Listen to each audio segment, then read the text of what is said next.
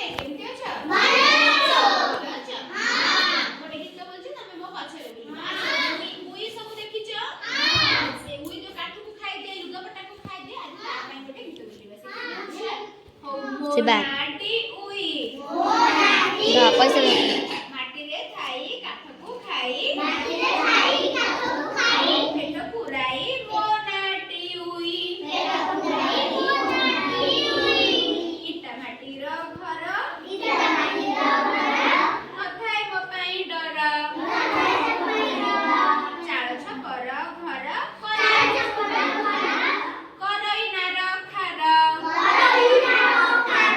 ଲୁଗାପଟାକୁ ଖାଇ ମୋନାଟି